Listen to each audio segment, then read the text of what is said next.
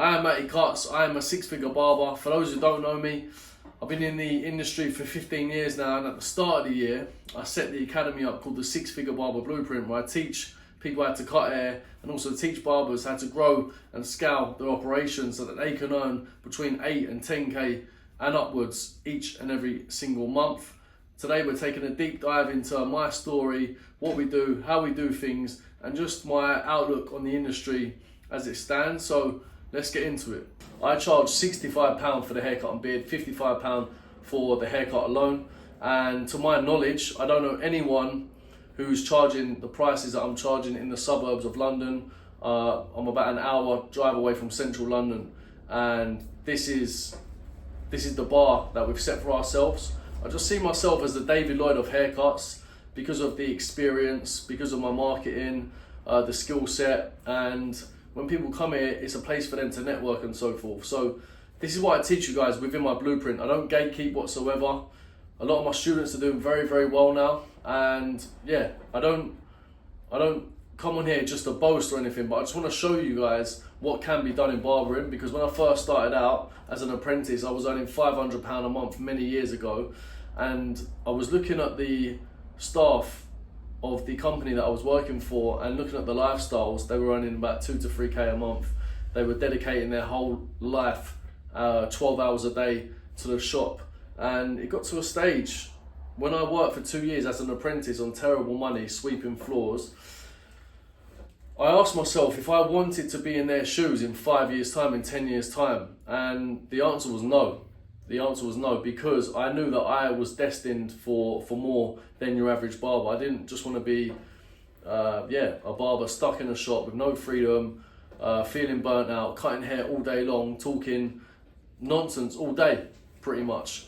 I wanted more for myself, so I went into selling drugs. Because I was making very quick money, very quick cash, and it sort of gave me purpose, sadly. I was going out partying, enjoying myself, and that was the start of earning good money. I had a taste for it, and I was, in a short amount of time, I elevated very quickly, and I started selling boxes of weed. That was my main income, and I was making £500 a box, £1,000 a box. When I say a box, I mean a kilo. I was very good at networking in the raves and so forth. We started off very small packages and party drugs, and then as I said, I started elevating. I was surrounding myself with a network of people who were, what should I say? Yeah, in that world. I never robbed anybody. Nobody ever robbed me. I was doing the wrong things but the right way. In my mind, I was a businessman. I would shake your hand. I'd supply a product. I'd make a profit. You'd be happy. You could buy the box of cannabis off me for 6k. I used to get it for 5k, so I'd make £1,000, and then you could go on, break it down, and you could double up your money, because that's the business that you're in retail. I had a short run. I was involved in cannabis factories and so forth, and yeah, the money was good. Bought myself a nice little Audi A5. I wasn't flashy, but I lived a good life. I was earning in some weeks 5k a week, 10k a week. And as a young man who was very ambitious, who was inspired by the Goodfellas, the Godfathers, the Narcos, all of these films, that's who I looked up to. I wanted to be a wise guy. As I said, it didn't work out. I was good at making money, but I wasn't good at getting away with the criminal activity. So yeah, it led me down the path where I looked outside one day. I was probably biting off more than I could chew at the young age of 21. I looked outside, and there was there was about 50 police. There was like 6-7 transits, the whole squad. They had the door knockers. They were ready to go. They licked off the door. I ran for the back door, and that was it. My luck in that world was it. It was up, and that day changed my outlook on that game forever. Before that, I felt very confident in me making money. I was a hustler, and I thought I had a cheat code. I felt invincible, but there's the law for a reason, and I was in my cell in Romford Police Station, and I genuinely said to myself, I was involved in the cannabis factories and so forth, and that's obviously class. It's a lower class than Class A, but I was also involved in Class A as well, and I prayed to God. I said, if you let me get away with just a weed, then I'll never sell drugs again. and I'm a man of my word. I stuck to my word. I came out of the cell, and yeah, for whatever reasons, things just lined up, and I got away with the Class 8 because I had a protocol. I said to people within the organisation, if I ever get arrested, make sure that you go here, you do this, you get rid of that, and so forth. There was a protocol because, yeah, I don't know, it might be my senses, but I felt like things were getting on top. And luckily, yeah, it never went that way. So I was on bail for 2 years, and whilst I was on bail, I watched Wolf of Wall Street, and I wanted to get involved in sales, right? So I started doing FX broking, I started selling driveways, I was doing door knocking, all different types of sales. I thought, I sold drugs for a living, and now let me sell a legit product. And that was it. That summer that I first got arrested, yeah, I was literally, I remember my friends were at We Are Festival, and I was door knocking, selling driveways. It was very humbling for me. Zero money, I had nothing to my name. I was in a, yeah, because the money wasn't coming in, I just felt like, let me just start again. Let me start fresh and develop some legitimate skills. I've done that for 2 years. I earned myself some commission, I got a job in the city and so forth, but I realised that wasn't for me either. Something was missing. Okay. Then I ended up going to prison in 2019, just shy of a whole year. And same thing in jail. I thought, right, let me be productive, let me be proactive. I'm never a victim. Things haven't gone my way. But I'm here now. I'm here. So my back's against the ropes essentially. I need to fight my way out of this. And in jail, it was yet again, you're in survival mode. You're in the jungle. You have to be very sure about your movements. You don't want to be a target, but you also don't want to be going around like you're a bully, because there's always going to be someone bigger and badder on the wing, or gangs of people that want to teach you a lesson. So that was a fine art, being able to maneuver my way through with certain people's skills. And yeah, I just wanted to make my presence known, but just be myself essentially. And yeah, I ended up picking up the clippers on the wing. I heard the clippers going off, and that was it. I thought, you know what, let me start cutting hair. And it gave me such a buzz. Even though the haircuts were terrible, I was messing people up, it gave me such a buzz that I was doing something productive. I was reading my books, I was getting in shape, I was working out, and I was also cutting hair. And the word got around that I'd become a decent barber. At the start, it was like, oh, he's messing people up, but at least I was trying, I was giving it a go. And even though it's a negative environment, people still respect hard work. And that was, I'm an all or nothing person. I was obsessed with, yeah, let me just focus on barbering, because this could be the skill, this could be the vehicle that could take me from being a criminal into being a legit businessman. So I dedicated my whole sentence to building up my clientele, developing my skill and so forth. I got myself a set of clippers. There's also a barber shop in Pentonville prison. There's a barber shop in Omni prison, and to my knowledge, there's a barber shop in every single prison in the UK. And when you're in the barber shop, ask any person that's been to prison. It's the most active, high energy place, I would say, in prisons, because it's a salon. People are coming to you and they might not have had a haircut for a long time. So you're in a negative environment, but you can turn somebody around. You can uplift their look and improve their whole energy.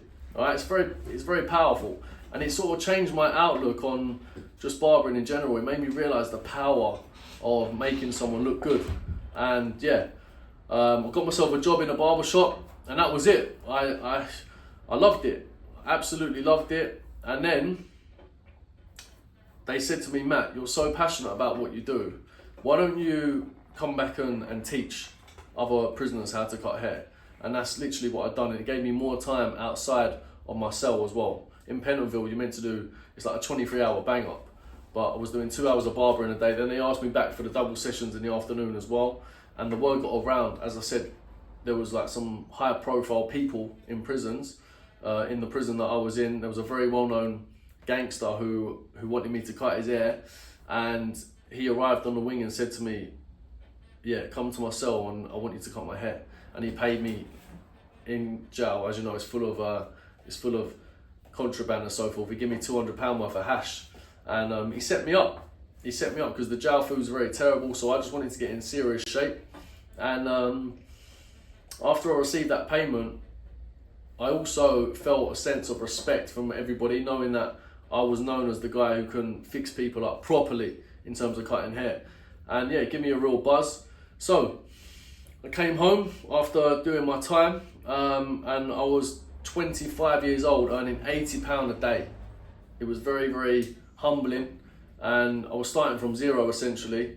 It was also during lockdown. It was a very strange time, but yeah, that was it. I thought, you know what, tunnel vision, let's lock in on barbering, and we'll go from there. And I've been home for 5 years now, and I've just stuck to my word. Every single day I've applied myself within barbering. I had a lot of side hustles. I was trading crypto. I was also doing clothing brands. I was doing events companies and so forth. Like, I've always applied myself. And do I see them as failures? No. I see them as me applying myself and learning skills and learning how to market and developing my character. But at the start of the year, I decided to set an academy up because I felt like in the UK, there was something missing. And as I mentioned, so I was working in a barbershop for 2 years. Then I started working for myself in a studio. Literally had one chair. It was a tight space, very tight space, but that was me working for myself. That first year of working for myself, I was earning about 3k a month in the barbershop, and then that first year working for myself, I earned 6 figures. That's when I titled myself as a 6-figure barber. And yeah, I started getting more serious. I stopped all the side hustles. I started getting more serious about personal branding, marketing, telling my story. I realised how important attention was and content and so forth. And now, everything that I've learned, as I said, at the start of the year, I've now put into a blueprint, a 6-figure barber blueprint. And that's where I teach barbers, 1, how to cut hair, and 2, how to build their personal brands and develop their content, whilst also being in the best shape of my life and just having fun with what we do. I didn't really see any young teachers who were just having a good time with their life, going to Dubai, Marbella, living the life that, I don't know, the gangsters from the films used to live, or the ballers or the rappers or the trappers. But I just thought, why I could still, well, can I live that life, and can I do it within barbering, and can I show my audience that it's possible? Can I be the role model that I was once looking for? You can call it materialistic, but I like the finer things in life. I'm all or nothing person, and I just wanted to level up. There's no harm in that. And I thought, yeah, you know what, let me just focus on this and go for it. And now, since the start of the year, I've taught a lot of people how to cut hair. I've also got clients who have got my content strategies, my processes, my systems, and they're acquiring new clients. They're giving themselves price increases. They're getting a lot of attention on social media, and it's possible. It's possible within a short amount of time.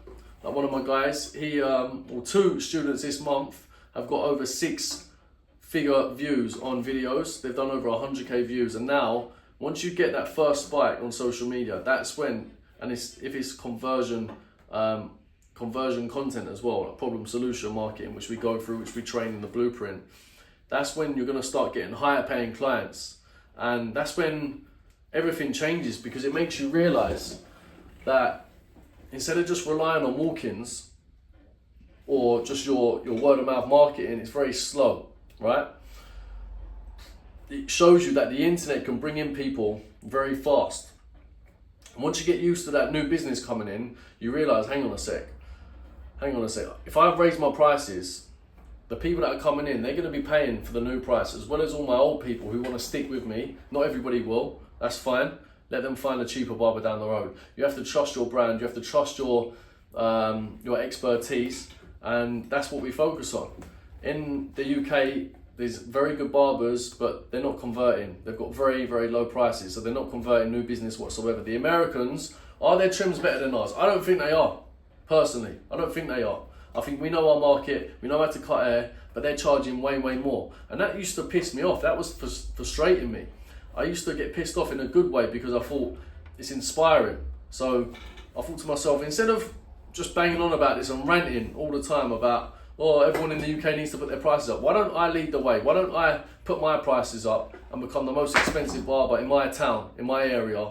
And to my knowledge, I am. I stuck to my word. As I mentioned, I now charge £65 for the haircut and beard, and people deem it as expensive, but guess what? I know I'm worth it. My time is worth something. As I said, there's no guesswork. I literally can just give you the blueprint. You need to follow it, and that's it. It's proven. I spoke to a barber the other day who I've been back and forth with for a few months now, and he just mentioned to me how a lot of barbers are talking my name. But good, they should be talking my name because we're making moves. We're making moves. If you don't have haters, you're not popping, right? So the fact we're pissing people off, you should be pissed off watching my content thinking, how is he doing that? How is he charging so much? Because if you're not wondering that, then you're just gonna stay where you are. Just stay earning 2 to 3K a month and stuck in your barber shop, having to ask your boss for holidays. You're dedicating 60, 70 hours behind the chair, feeling burnt out, feeling exhausted. No time with the family, no time to do what you want to do, no time to have fun. Your life is dedicated to your job, just for 2 to 3K, just an average salary. I mean, don't get me wrong, you might enjoy your job, you might find it's a creative outlet for you. But is that what you signed up for when you got into it? Or did you sign up for the fact that you can earn, my last month was 15K a month. I earned 15K in 1 month just for me cutting hair to a higher standard, raising my prices. And yeah, I've got time to go gym. I'm in the best shape of my life. I absolutely love what I do. And as I said, I've now got the blueprint for you guys. So I know what it was like when I was in that shop earning similar money, thinking, I'm feeling very, very, very limited. I remember a few years ago, it was a lovely summer's day. I went outside and I just sat on the bench and I just said to myself, I will never work for somebody again. This is the last year now. This is the last year because I think I couldn't go on holiday when I wanted to on certain dates because there was another stylist who was away. And I thought, you know what, I deserve better than this. I'm not here to not be a main character. And yeah, now I fly out when I want, I live a very good life, I spend time with my family, I can provide for them how I want to, and things have completely changed. And overall, I'm in the best position of my life. So now, I haven't come this far just to be greedy and keep it all to myself. I wanted to come here and show you guys how it's done. I'm speaking to so many barbers at the moment, and I feel like they're just scared. They're just scared to do something different. They don't know the idea about having a barber coach. They think if they invest with a barber coach that they're going to be like going against their boss, when really and truly it's just about you becoming the best version of you. You getting in shape, you getting better at your haircuts, you focusing on content and learning how to market yourself, getting more attention and getting higher paid clients, and then eventually putting up your prices and hitting PB months. A lot of barbers are very stuck at where they are. Some of them are like, yeah, I'm earning even like 4K a month, but they're maxed out in the shop. They're maxed out. Your boss doesn't want to put his prices up. He puts his prices up 50p a year because he doesn't want to piss off the clientele coming in. But it's all right for him. He's got 4 or 5 barbers working for him. So that 50p a pound that everybody pays, that makes a big difference to his pocket. But does it make a big difference to yours or not? It doesn't really. So that's when I asked myself many years ago, if I'm going to put my prices up to like £65, I think I was charging £20 at the time for the haircut and beard. I was thinking, if I go up 50, even £1 a year, that's like 45 years. I'm going to be in my 70s before I'm charging what I want to charge or charging what the Americans charge. My goal is to charge £100 a haircut, right? And it's like, I wouldn't even be alive if I'd done things the old school way, the traditional way. So if you also think that you can get involved in something and do things a smarter way, then drop me a message. We can talk some business. Don't let fear, this tiny little bit of fear, get in your way. Because a lot of barbers say to me, oh, I want to think about it. What's there to think about? You thinking about it and breaking things down with your mindset, or going off and speaking to your missus or your friends about this new business model or this coaching program that Matty does. Oh yeah, he charges really expensive, or he charges a lot of money. I don't think people will pay it. Right? But guess what? People are paying it for me. As I said, we've just hit PB months. Like, it's actually possible. I'm showing you guys just to show you that it can be done. And your way of dealing with things, your whole process of chatting to people, breaking it down, when really and truly, they're not an expert in our business. Why are you getting advice from somebody who isn't in the position that you want to be in? If you're fed up of earning 2, 3, 4K in a barbershop and you want to work smarter, you want to work harder, you want to push yourself, you want to get uncomfortable, you want to grow as a person and finish the year strong, then drop me a message, DM me freedom on Instagram, DM me Freedom on TikTok. We can set up a game plan and we can get you going. I'll show you a couple of my guys. I'll do a screen record and I'll show you that the fact that they're getting 100k views plus. 2 of my students have done this in the last month. One of them's not even charging for his haircuts at the moment because he's new to cutting hair. I've taught him how to cut hair, and I've also I've shown him how to develop his content strategies. He's got that. We've got the scripts. You literally don't have to do anything. You literally don't have to do anything. I'll take all the guesswork away from you so that you could just follow the blueprint, get the results, and that's it. It's so simple, guys. It's so simple. Success is by design. So why would you not have someone who's in a successful position, who's going to be there with you every single week? I'll be in close contact with you. Also give you 24/7 support. That's what you'll get from me. You meet me, I'll meet you. You give me 100%, I'll give you 120%. That's the deal. That is the deal. So yeah, we've got weekly community calls. You've also got a whole library of training modules as well, where we go through everything to a T. I'll show you how to set your lighting up, how to edit videos, how to crop down dead space, everything to a T. What scripts to use. Even your clients saying, oh, I don't want to film, Well, guess what? There's a way of talking to people and framing the fact that you're going to be getting content today so that you can make your clients comfortable, so that you can produce more content. Everything that I've done, I'm not gatekeeping whatsoever. I've literally got it here just for you guys to smash it out. So yeah, I look forward to speaking with you all. Today I just went on a rant because I just thought, why not? I'm just going to slap this on YouTube and put it out there because a lot of people need to hear this. As well as that, if you also want to get into barbering and you want to learn how to cut hair or develop your scissor skills, your hair cutting skills, your fading, we also teach people how to develop their technical skills as well. So look no further. If you want to develop yourself technically on a business side of things, here we are. We've got the results. Let's go. Let's start working together. And yeah, I look forward to speaking to each and every one of you. So take care. Have a good day.